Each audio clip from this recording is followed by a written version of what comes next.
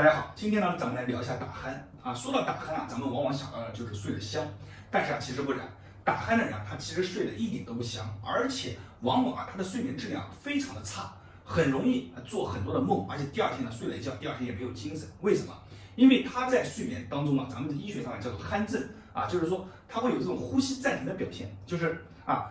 一下子气堵住了，上不来，然后过了一会儿啊，一下子就醒了。就在这个过程当中啊，它其实对于我们的大脑会处于一个缺氧的状态，对于我们的大脑非常不利。所以呢，对于打鼾啊，很多人他是比如说买了呼吸机啊，或者是去医院啊做了一些手术啊，但是往往这个很容易复发。今天啊，咱们教大家一个方法，坚持去练，它可以有效的去改善打鼾啊。但是如果你是重度的打鼾非常严重，还是建议你去医院。咱们今天这个方法只针对轻度啊、中度以下的这么一类人群去做，而且需要坚持一段时间就能看到很好的效果。